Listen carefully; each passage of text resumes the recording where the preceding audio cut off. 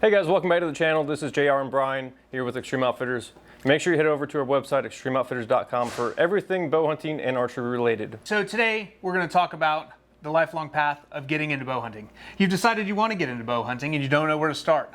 Well, that's what we're going to talk about today. We're going to guide you through the process, discuss different options, pricing levels, and things you can expect when you're first getting started in the bow hunting world. First, we're going to start with gear you need to bow hunt. What do you think? What's first? What do you need to bow hunt? You need a bow. Oh, you need a bow. Very good. Let's start there. Okay. So, there's a lot of different terminology you're going to run into when you go into a bow shop. Okay. That being, what's one? ATA. Which is axle to axle. That is going to be the distance from axle to axle of your bow.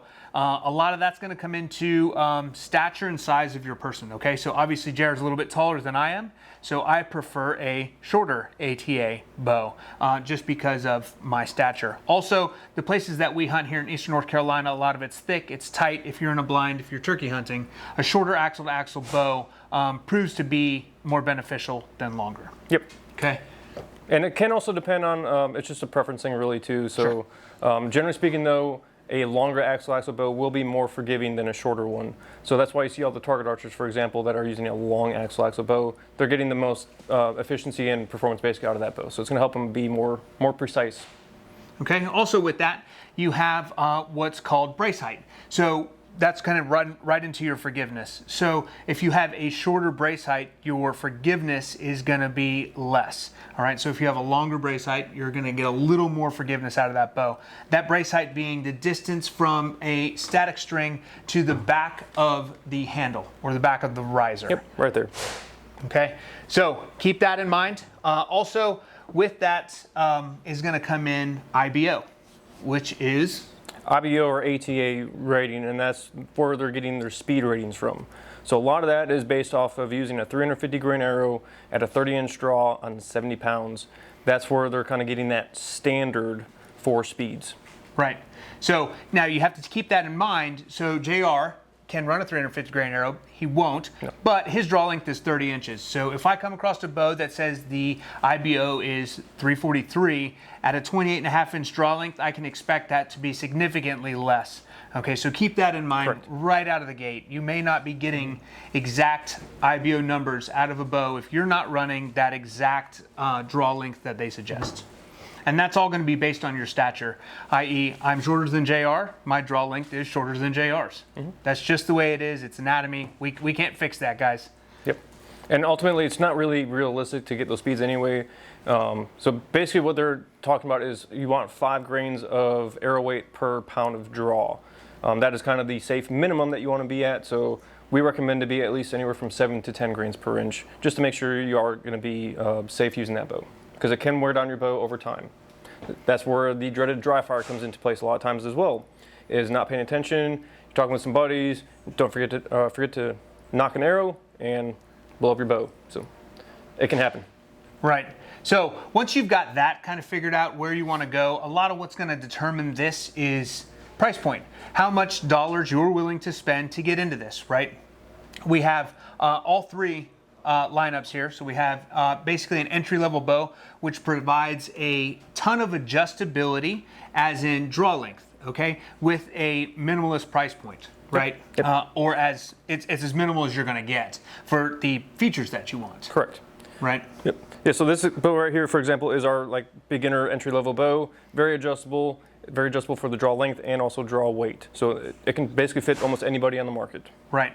Then moving up, you have your mid-grade or middle tier, which is a little bit faster, a little bit more adjustability in terms of draw weight, not so much draw length.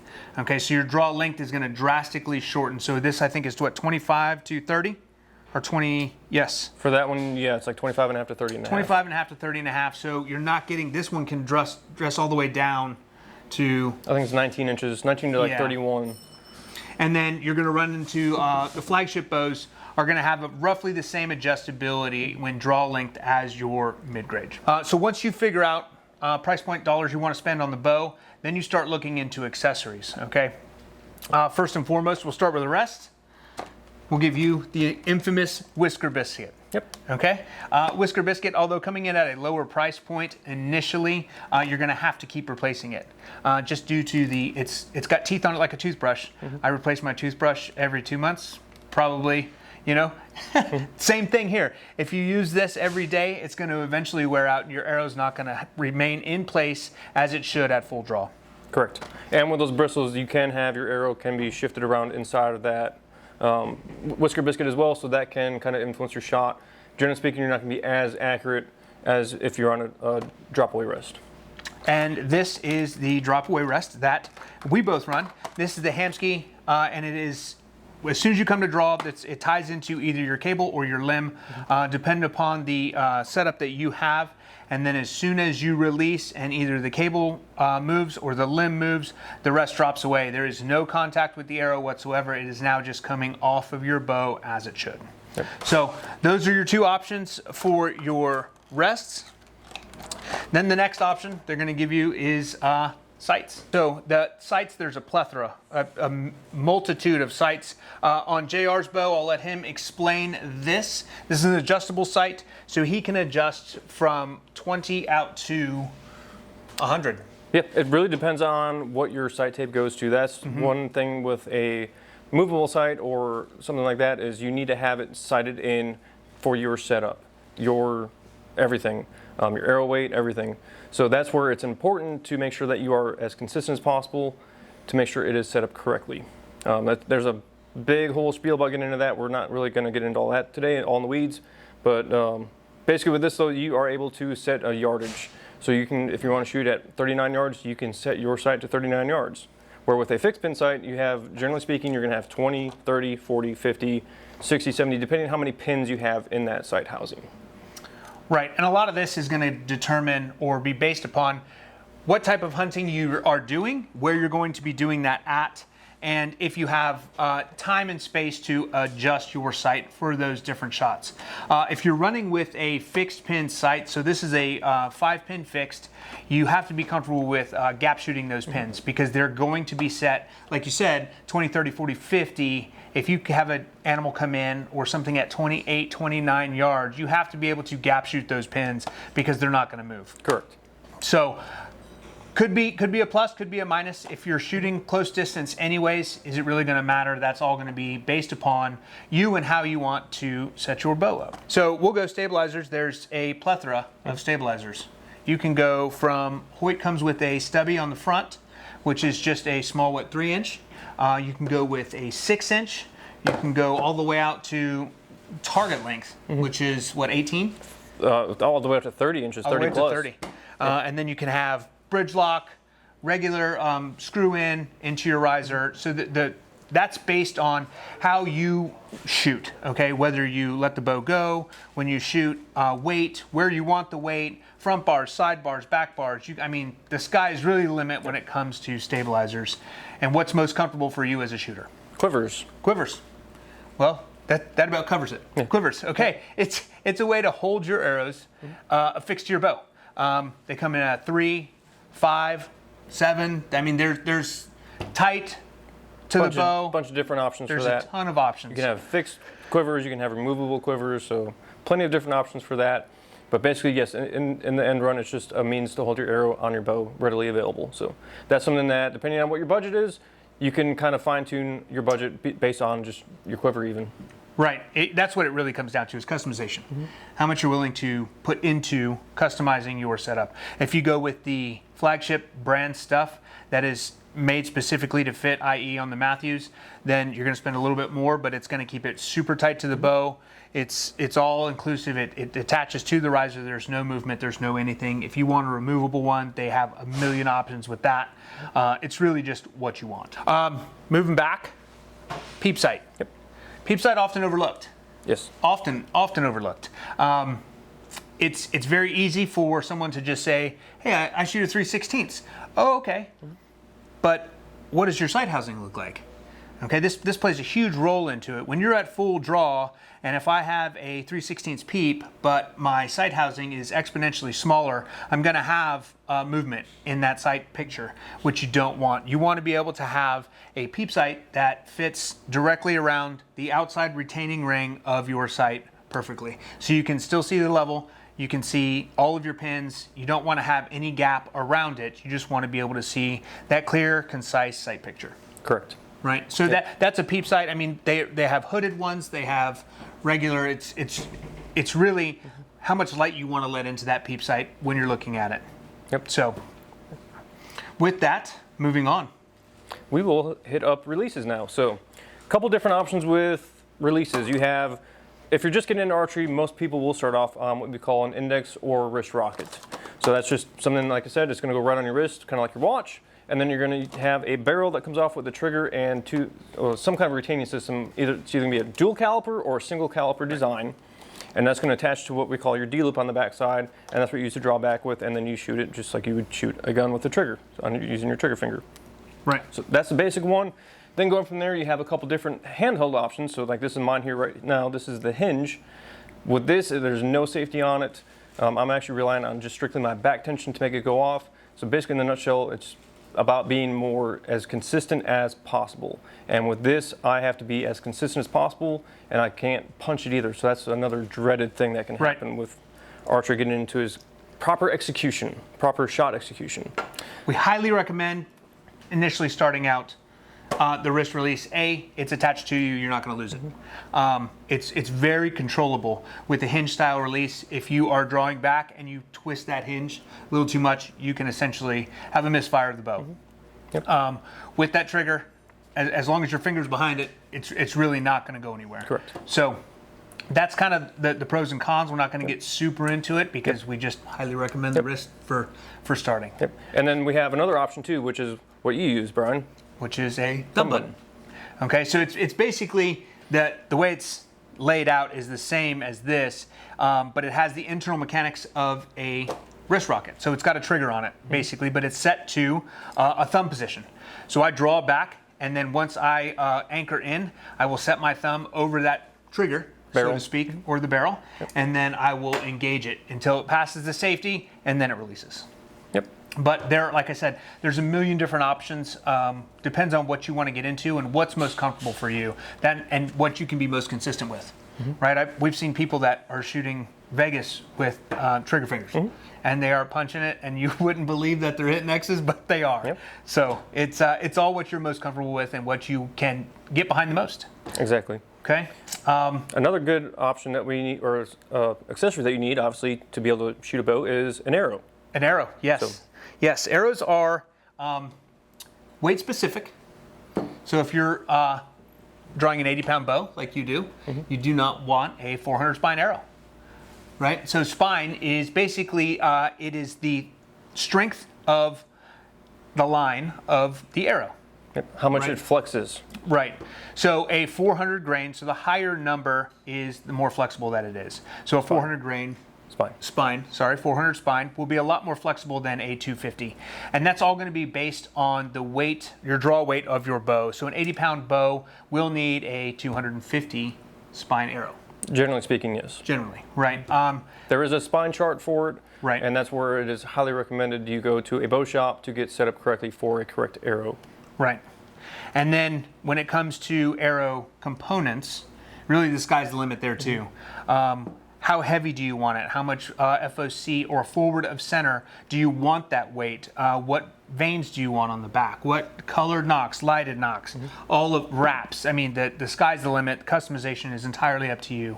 And then there's a ton of rabbit holes on arrow grains and weights and everything. Sizes. Yes. It's a rabbit hole, and we're not going to go into it. Yep. But on the front of that arrow, the most important part. Yep. Broadheads. Broadheads. Only used for hunting. Correct. You can shoot these at target specific, and there's a plethora of these as well. The one I have right here is a 3-blade fixed, which is preferable for a lot of folks. It doesn't move. There's no moving pieces. It is always deployed. It is always sharp as long as you maintain it, and it will tune, and it's not going to change. It's always there. It's ready. You don't have to worry about any failures with this unless you shoot it into a rock or the side of a mountain. Right. Or lose your arrow. Or lose your arrow, yeah. Which has happened to me shooting deer. Then the other side is a mechanical. There's plenty of different options with that too. This is a 3-blade. There's 2 blades. Most of the times, though, with a mechanical, it is going to shoot or fly a lot better, especially if you are newer to archery, or if you're running a faster setup. That's where mechanical will be probably more beneficial. And also, generally speaking, a mechanical is going to give you a bigger cut. Right. Why is it more beneficial? So there's less. Or not beneficial. Yeah. But why is it? It's easier to tune, right? Correct. Yep. So like if you look at a fixed blade, there's a lot of material up front. So with a mechanical, there's less material there, so it's going to be able to cut through the wind and fly a lot easier. You don't have to worry about something on the front of the end steering and the back of the end steering. So that's where you get a lot of inconsistencies with that. So it's also very important to make sure your bow is tuned properly, especially if you are going to be shooting a fixed blade broadhead. Correct. So tuning a bow, there's really only one way to do it, and it's the right way. If you're out of tune, nothing's going to fly right. Your consistency will not be there. It will not hit where you want it to hit. And especially if you throw 3 giant wings on the front of your arrow, that is counteracting the 3 giant wings that are on the back of the arrow, you're going to be up the creek, right? So tuning a bow it's a technical thing. That's why we tell you to take it to a shop, take it to a reputable shop that is going to do it right. You're going to shoot it through paper. You can bare shaft. That's a whole process that you can run through. But it is probably, I would argue to say that's the most important part. Step one 100%, yes. is making sure that your bow is tuned, it's in time, it's shooting the way it should, as per the factory specs. Yep. Right, and then everything else kind of adds onto it from there. You just start compiling from there. So that basically covers, in a nutshell, about all the components and everything for a bow. Now we'll get into kind of like the price points. So starting with your entry-level bows, those range anywhere from like $300 to $500. The mid-price point bows like this one right here, you're looking at anywhere from about $600 to $1,000. And then the flagships are generally about $1,100 plus. And most of the times with those flagships and even the mid-price point bows, a lot of times those are just the bare bow, and that's where you have to pick out all your accessories to accessorize it. So what do you gain going up in price, right? What's the difference between a entry level, less than $1,100 plus bow? So really the biggest thing is just the tunability and performance of it is going to get exponentially better. So like for example, this entry-level bow is made out of a different material on that riser. Yep. And even like the limpocks and everything, it's just a much better craftsmanship, I would say. And then just like I said, the overall tunability and performance are going to be much better on that top of the line bow. Sure. So I would agree with you 100%. I think that eventually, once you start becoming more proficient in this craft, you're going to basically start out shooting an entry-level bow. You're going to want to start moving up to get those tighter groups. The more consistency, the tolerances are a lot tighter, right? And tunability is amazing. It's different. Correct. Yep. So, all right. So how would you determine what price point is best for you? I mean, that's really something that you just got to kind of sit down, ask yourself, what do I have a budget for? What do I feel comfortable spending on? A lot of times people come into our shop, for example, and we'll have them shoot anywhere from the entry level up to the high end bows and see what they think. And then that way they can kind of make a educated decision on what they want to put into a bow. Sure.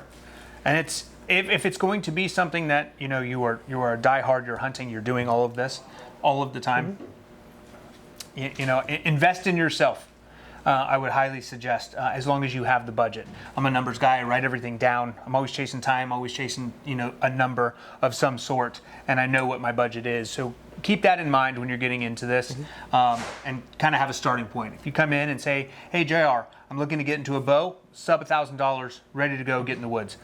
We're going to work with you. Yep. We're going to make sure that it's right and it's set up for you, and we're going to go from there. All right, so what's next after buying your bow? Got to get behind it. Yep. You 100% got to get behind it. I mean, that's all there is to it. The bow's not going to shoot itself. There are so many delicacies, intricacies, things. If you change your anchor point by one knuckle, if you move your hand, you torque it just a little bit, things are not going to be right. The only way to do that is to just continue to do it. You just got to, you didn't get good at driving the first time you got behind the wheel. You just kept doing it, and then you started, getting better. Correct. So practice. I shoot every day. Yep. I literally shoot every day.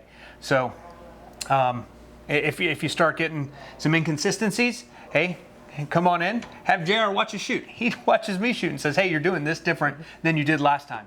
And then we adjust fire from there and we make it work. So looking for any other hunting gear that you need, check out some of our other videos and learn the different gear that you can get into to get yourself out in the woods this deer season. There's a million options, and we've covered just about everything that we can with all the brands that we carry. So check out some of the other videos and let us know what you think. So there you have it, guys. Thanks for watching. Hopefully you guys got a little bit of knowledge or enlightenment towards this, or if you do already know everything, just thanks for watching. We do really appreciate it. Make sure you do head over to our website, extremeoutfitters.com, for anything that you need for archery, hunting, outdoors. We have a bunch of stuff. Sign up for our newsletter that we can get locked in for savings on a bunch of different deals and exclusive savings. And if you are local, make sure you head over to our store located here in Jacksonville, North Carolina, right outside Camp Lejeune. We appreciate you guys watching, and we'll see you guys in the next video. See you next time.